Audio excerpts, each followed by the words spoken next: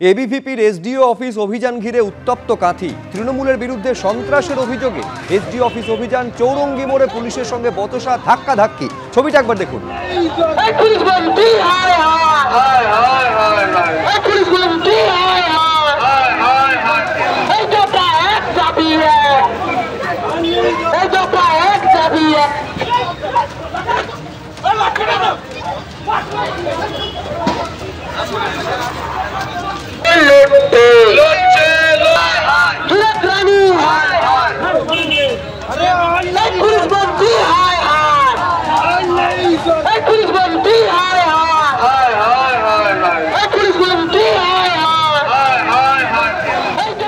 এসএসসির 1806 জন দাগির তালিকায় বহাল রইল।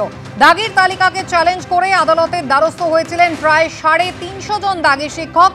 নিজেদের যোগ্য বলে ঘোষণা করার আর্জি তারা জানান, যে আর্জি খারিজ করে দিয়েছে কলকাতা হাইকোর্ট। সৌভিক মজুমদার আমাদের প্রতিনিধি রয়েছেন আমাদের সঙ্গে। সৌভিক, গতকালই আমরা দেখেছিলাম এই 350 জন দাগি যারা ইতিমধ্যেই চিহ্নিত হয়েছেন, তারা নতুন করে নিয়োগে অংশ নিতে চাইছিলেন, আদালতের দ্বারস্থ হয়েছিলেন। কলকাতা হাইকোর্ট কি বলল?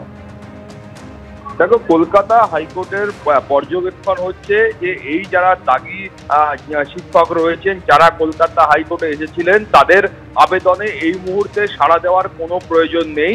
ফলত তারা যোগ্য হওয়ার জন্য যে আবেদন কলকাতা হাইকোর্টে করেছিলেন, পরীক্ষায় বসার জন্য যে আবেদন কলকাতা হাইকোর্টে করেছিলেন, কলকাতা হাইকোর্টের তরফ থেকে সেই আবেদনকে ফিরিয়ে দেওয়া হয়েছে, সেই আবেদন খারিজ করা হয়েছে।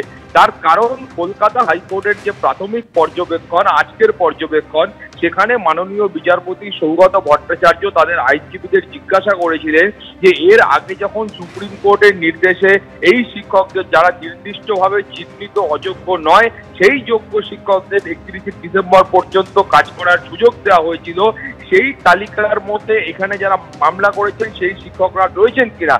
তাদের আইনজীবীদের তরফ থেকে বলা হয় যে না, তার কেউই কিন্তু এই মুহূর্তে স্কুলে চাকরি করছেন না। ফলে মাননীয় বিচারপতির পর্যবেক্ষণ হচ্ছে, যখন তাদেরকে প্রাথমিকভাবে স্কুলে যেতে বারণ করা হয়েছিল, সেই সময় তারা স্কুল সার্ভিস কমিশনের কাছে কেন আবেদন করেননি, তারা সেই সময় কেন উপযুক্ত আইনি পদক্ষেপ গ্রহণ করেননি।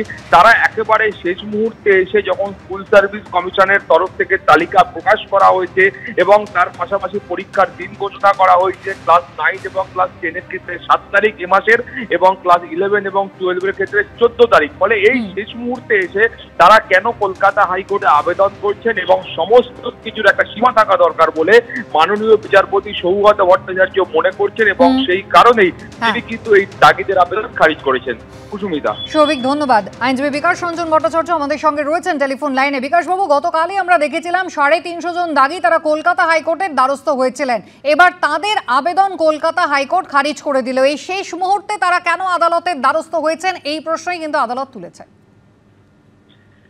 স্বাভাবিক, কোনো আদালতে এই আবেদন গ্রহণ করবে না যারা ইতিমধ্যেই দীর্ঘ শুনানির পর, কলকাতা হাইকোর্টের মামলাটা যদি আপনারা দেখেন, দিনের পর দিন শুনানি হয়েছে, সবাই তাদের বক্তব্য বলেছেন।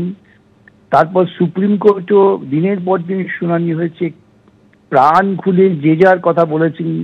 এরপরেও তার কোনো প্রশ্ন থাকে না। ভোটার নির্ণয় প্রক্রিয়াটাই দুর্নীতিগ্রস্ত হয়েছে, সবটাই বাতিল হয়েছে। এখন এদের মধ্যে একদল যারা সরাসরিভাবে মমতার দলের সঙ্গে বোঝাপড়া করে নিয়োগপত্র পেয়েছেন, তারা চিহ্নিত হয়েছেন অপরাধী হিসেবে, দুর্নীতির সরাসরি যুক্ত তারা, তাদের বিরুদ্ধে ব্যবস্থা নিতে বলা হয়েছে। এখন তাদেরও বাঁচাবার চেষ্টা করছেন স্কুল সার্ভিস কমিশন। আবার সেই জন্যই তারা একটা সুযোগ পাচ্ছেন যে স্কুল সার্ভিস কমিশনের লিস্টটা তো অসম্পূর্ণ লিস্ট, আমরা চ্যালেঞ্জ করে দিয়ে প্রমাণ করতে পারি যে আমরা তার মধ্যে পড়ি না।